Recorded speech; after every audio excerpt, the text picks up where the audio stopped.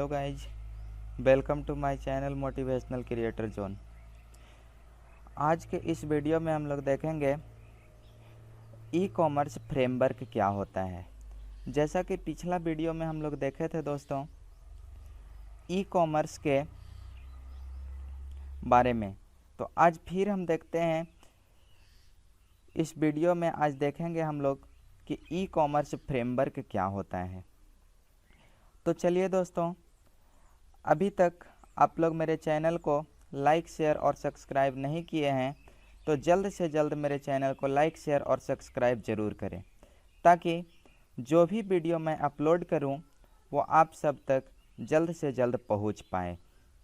चलिए दोस्तों, बिना वीडियो को स्टॉप किए हुए हम आप लोग को ले चलते हैं आज ई कॉमर्स फ्रेमवर्क की ओर, यानी देखते हैं तो चलिए दोस्तों, हम लोग देखते हैं ई कॉमर्स फ्रेमवर्क, यानी कहने का मतलब है फ्रेमवर्क। सबसे पहले देखते हैं हम लोग फ्रेमवर्क क्या होता है। तो फ्रेमवर्क दोस्तों, जैसा कि आप लोग यहाँ पे देख रहे होंगे कि ई कॉमर्स के साथ एक फ्रेमवर्क भी जुड़ा हुआ है। तो फ्रेमवर्क का मतलब होता है दोस्तों वैसा वर्क जो कि एक फ्रेम के अंदर, एक स्ट्रक्चर के अंदर, एक इंफ्रास्ट्रक्चर के अंदर डन करवाया जा सके। जैसे सपोज करते हैं कि एक कॉलेज, तो कॉलेज का कुछ अपना एरिया होता है।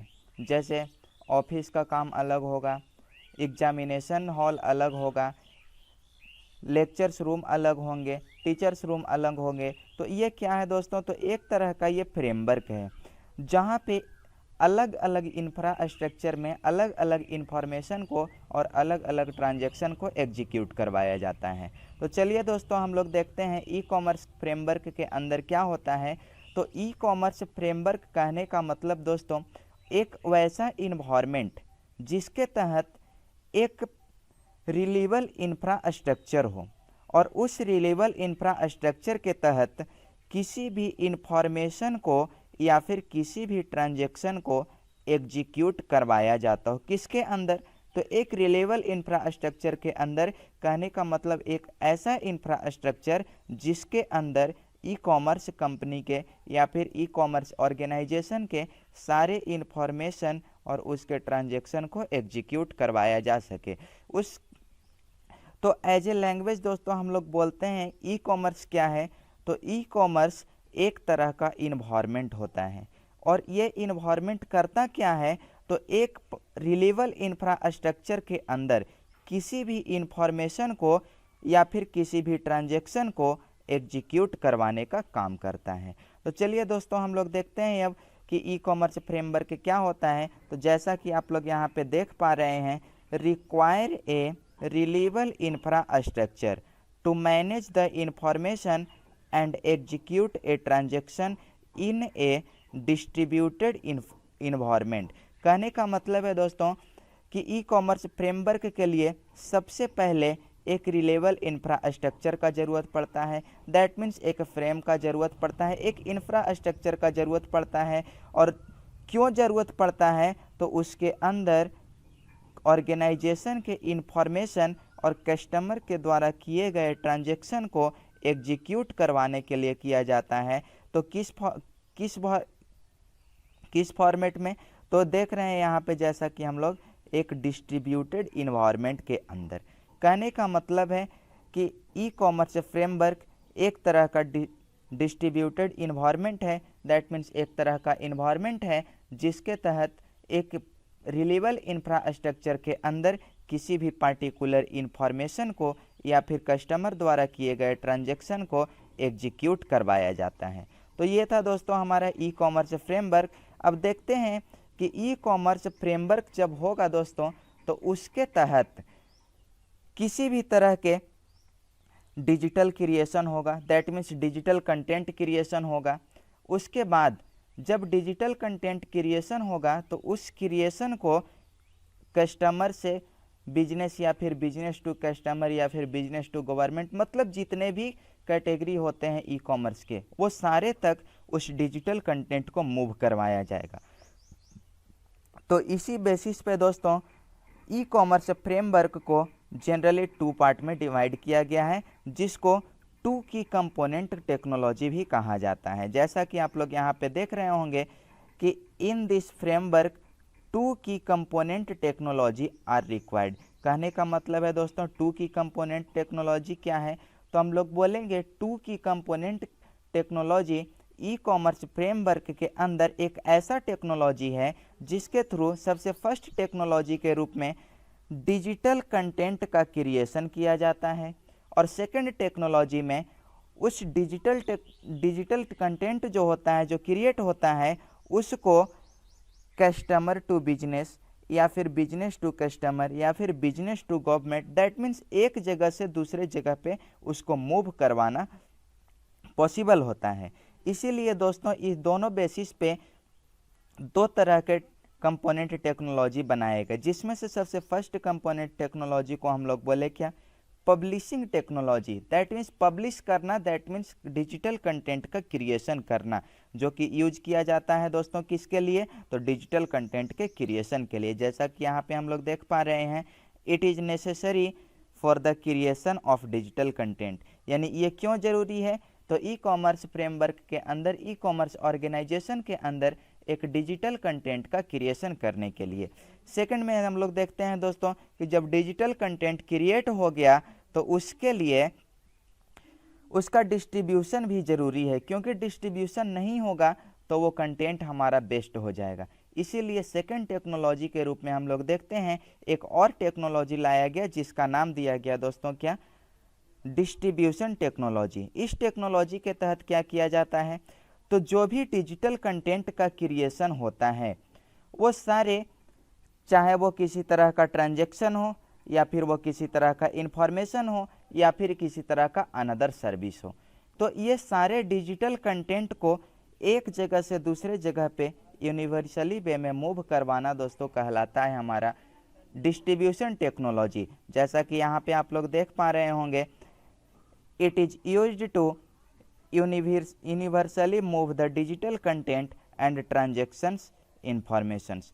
कहने का मतलब है दोस्तों कि डिस्ट्रीब्यूशन टेक्नोलॉजी कहाँ पे यूज किया जाता है, तो जनरली डिस्ट्रीब्यूशन टेक्नोलॉजी जो होता है वो किसी भी डिजिटल कंटेंट या फिर किसी भी ट्रांजैक्शन या इंफॉर्मेशन या फिर किसी भी प्रोडक्ट या सर्विसेज को एक जगह से दूसरे जगह पे यूनिवर्सली वे में मूव करवाने में किया जाता है। तो इस तरह के टेक्नोलॉजी को बोलते हैं दोस्तों हम लोग क्या, डिस्ट्रीब्यूशन टेक्नोलॉजी। तो इस तरह से हम लोग देखें अभी तक कि ई कॉमर्स फ्रेमवर्क के अंदर दो तरह के टेक्नोलॉजी होते हैं। That means e commerce framework एक तरह का फ्रेमवर्क होता है, एक तरह का इंफ्रास्ट्रक्चर होता है, एक तरह का इन्वायरमेंट होता है जिसके तहत किसी भी इंफॉर्मेशन या फिर कस्टमर्स द्वारा किए गए ट्रांजैक्शन को मैनेज किया जाता है। और इस मैनेजमेंट को सही तरीके से डन करवाने के लिए दोस्तों हम लोग देखें क्या कि दो तरह के टेक्नोलॉजी यूज किए जाते हैं, जिसमें सबसे फर्स्ट टेक्नोलॉजी को हम लोग बोलते हैं पब्लिशिंग टेक्नोलॉजी और सेकंड टेक्नोलॉजी को हम लोग बोलते हैं डिस्ट्रीब्यूशन टेक्नोलॉजी। जिसमें हम लोग देखें क्या दोस्तों, तो पब्लिशिंग टेक्नोलॉजी के अंदर ये एक ऐसा टेक्नोलॉजी है जो क्या करता है, किसी भी डिजिटल कंटेंट को एक ऑर्गेनाइजेशन के अंदर क्रिएट करने का काम करता है। दैट मीन्स डिजिटल कंटेंट का इसको क्रिएशन भी बोला जा सकता है। इसके अलावा देखें हम लोग क्या दोस्तों, डिस्ट्रीब्यूशन टेक्नोलॉजी। तो देखते हैं डिस्ट्रीब्यूशन टेक्नोलॉजी यूज कहाँ पे किया जाता है दोस्तों, तो जो भी पब्लिशिंग टेक्नोलॉजी के थ्रू डिजिटल कंटेंट का क्रिएशन किया गया, उस क्रिएशन को यूनिवर्सली वे में मूव करवाने में यूज करते हैं हम लोग किसका, तो डिस्ट्रीब्यूशन टेक्नोलॉजी का। जैसा कि आप लोग देख पा रहे होंगे यहाँ पे, it is used to universally move the digital content and transactions information. कहने का मतलब है ऑर्गेनाइजेशन के अंदर जितने भी तरह के इंफॉर्मेशन या फिर ट्रांजैक्शन है जो कि डिजिटल वे में है, उसको एक जगह से दूसरे जगह पे मूव करवाने के लिए हम लोग यूज किसका करते हैं दोस्तों, तो डिस्ट्रीब्यूशन टेक्नोलॉजी का। तो दोस्तों ये था हमारा ई कॉमर्स फ्रेमवर्क, जिसके तहत हम लोग देखें कि एक फ्रेमवर्क के अंदर कैसे भी किसी ट्रांजैक्शन या फिर किसी इंफॉर्मेशन का मूवमेंट होता है और उसका क्रिएशन कैसे होता है और उसका कौन कौन से टेक्नोलॉजी यूज किए जाते हैं। तो इस तरह से हम लोग देखें दोस्तों ई कॉमर्स फ्रेमवर्क के अंदर। अब नेक्स्ट टॉपिक में हम लोग देखते हैं बिल्डिंग ब्लॉक्स, यानी बिल्डिंग ब्लॉक्स क्या होता है। तो यहाँ पे हम लोग देख पा रहे हैं दोस्तों कि बिल्डिंग ब्लॉक्स क्या है। तो बिल्डिंग ब्लॉक्स एक तरह का पैकेज है। किसका पैकेज है? तो ई कॉमर्स के फंक्शनलिटी का, यानी ई कॉमर्स जो काम करेगा उसका एक तरह का पैकेज है, जिसको डिफाइंड किसके लिए किया जाता है दोस्तों? तो defined to meet the business needs across on organisation. कहने का मतलब है कि एक बिजनेस को अच्छे तरीके से चलाने के लिए उसके ज़रूरत के अनुसार उसके अक्रॉस एक ऑर्गेनाइजेशन के अंदर एक तरह का पैकेज होता है। क्या? तो बिल्डिंग ब्लॉक्स। यानी कहने का मतलब है क्या दोस्तों? चलिए फिर से हम लोग देखते हैं बिल्डिंग ब्लॉक क्या है। तो बिल्डिंग ब्लॉक जैसा कि हम लोग देख रहे हैं, a building block is a package of functionality, यानी बिल्डिंग ब्लॉक एक तरह का फंक्शनलिटी का पैकेज है defined to meet the business. कहने का मतलब है कि ये एक बिजनेस को सुचारू रूप से चलाने के लिए डिफाइन करवाया जाता है। नीड्स अक्रॉस एन ऑर्गेनाइजेशन, यानी ऑर्गेनाइजेशन के ज़रूरत के अनुसार। नीड अक्रॉस मतलब ज़रूरत के अनुसार। तो इस तरह से देखें दोस्तों हम लोग कि ई कॉमर्स बिल्डिंग ब्लॉक भी क्या होता है। चलिए दोस्तों अब हम लोग देखते हैं ई कॉमर्स बिल्डिंग ब्लॉक के बाद कि इसके अंदर कितने तरह के इंटरफेसेस होते हैं। तो जैसा कि हम लोग जानते हैं दोस्तों कि एक ऑर्गेनाइजेशन के अंदर बहुत सारे इंटरफेस हो सकते हैं, जैसे नेटवर्क इंफ्रास्ट्रक्चर हो सकता है, इंफॉर्मेशन का डिस्ट्रीब्यूशन हो सकता है, या फिर दोस्तों इसके अलावा network multimedia context publishing technology हो सकता है। दैट मीन्स मल्टीमीडिया का क्रिएशन हो सकता है, उसका पब्लिशिंग हो सकता है। इसके बाद सिक्योरिटी हो सकता है, यानी जो भी प्रोडक्ट बनाया जा रहा है उसका सिक्योरिटी होना बहुत ज़रूरी है। उसके बाद पेमेंट एक्सेप्टेंस होना बहुत ज़रूरी है। उसके बाद बिजनेस सर्विस जो होगा उसके लिए अलग इंफ्रास्ट्रक्चर होना बहुत ज़रूरी है। तो इस तरह से हम लोग देख रहे हैं दोस्तों कि एक ई कॉमर्स बिल्डिंग ब्लॉक के तहत ढेर सारे इंटरफेसेस वर्क कर रहे हैं, जिसमें सबसे पहला इंटरफेस के रूप में हम लोग देख पा रहे हैं नेटवर्क इंफ्रास्ट्रक्चर, और सेकंड इंटरफेस के रूप में हम लोग देख पा रहे हैं क्या दोस्तों? Information distribution technology. जैसे कि अभी हम लोग देखें दो तरह के टेक्नोलॉजी, जिसमें एक टेक्नोलॉजी में देखें पब्लिशिंग टेक्नोलॉजी और दूसरा में देखें डिस्ट्रीब्यूशन टेक्नोलॉजी। ये दोनों तरह के जो टेक्नोलॉजी है दोस्तों उसको इंफॉर्मेशन डिस्ट्रीब्यूशन टेक्नोलॉजी ही बोला जाता है। तो चलिए हम लोग आगे देखते हैं अब थर्ड नंबर में, यानी थर्ड इंटरफेस क्या है ई कॉमर्स बिल्डिंग ब्लॉक का। तो थर्ड इंटरफेस के रूप में रखा जाता है किसी भी मल्टीमीडिया फाइल को क्रिएशन करना और उसको पब्लिश करवाना। इसीलिए थर्ड इंटरफेस को बोलते हैं हम लोग दोस्तों क्या? Network multimedia content publishing technology. That means इस टेक्नोलॉजी के अंदर क्या होगा? तो इस टेक्नोलॉजी के अंदर किसी भी तरह के मल्टीमीडिया कंटेक्स्ट का क्रिएशन होगा और किसी भी मल्टीमीडिया कंटेक्स्ट का पब्लिशिंग किया जाएगा, उसको पब्लिश करवाया जाएगा एक ऑर्गेनाइजेशन के अंदर। तो इस तरह से हम लोग देखें दोस्तों कि तीन तरह के ई कॉमर्स बिल्डिंग ब्लॉक का इंटरफेस होता है। इसके अलावा और भी होता है दोस्तों, जैसे सिक्योरिटी एंड इनकरप्शन, यानी जो भी प्रोडक्ट एक ऑर्गेनाइजेशन के अंदर डेवलप करवाया जाएगा उसका सिक्योर होना बहुत ज़रूरी है। यदि वो सिक्योर नहीं होगा तो हो सकता है वो प्रोडक्ट किसी अनदर पर्सन के पास पहुंच जाए, यानी क्रिएशन किया कोई और पहुंच जाए किसी और के पास। तो ये प्रॉब्लम है दोस्तों। इसके अलावा जब सारा चीज़ हो गया, यानी प्रोडक्ट का क्रिएशन हो गया, उसका पब्लिशिंग भी हो गया, तो उसके बाद कस्टमर जो है वो पेमेंट करेगा। इसीलिए इसका एक और इंटरफेस रखा गया जिसका नाम दिया गया दोस्तों पेमेंट सर्विसेज। इसके अंदर जनरली हम लोग देखेंगे क्या कि किसी भी प्रोडक्ट के लिए एक ऑर्गेनाइजेशन के अंदर पेमेंट कैसे डन होता है। नेक्स्ट हम लोग देख पा रहे होंगे दोस्तों 6 नंबर इंटरफेस में कि इस इंटरफेस के अंदर जैसा कि हम लोग देख पा रहे हैं बिजनेस सर्विस इंफ्रास्ट्रक्चर। कहने का मतलब है कि इस इंफ्रास्ट्रक्चर के तहत हम लोग देखेंगे कि बिजनेस सर्विस को कैसे डन करवाया जाता है, उसके लिए कैसे एक इंफ्रास्ट्रक्चर को पार्टिकुलरली इंफ्रास्ट्रक्चर कैसे तैयार किया जाता है। तो इस चीज़ के लिए एक पार्टिकुलर इंटरफेस बनाया गया जिसका नाम दिया गया दोस्तों क्या? तो जैसा कि हम लोग देख पा रहे हैं यहाँ पे बिजनेस सर्विस इंफ्रास्ट्रक्चर।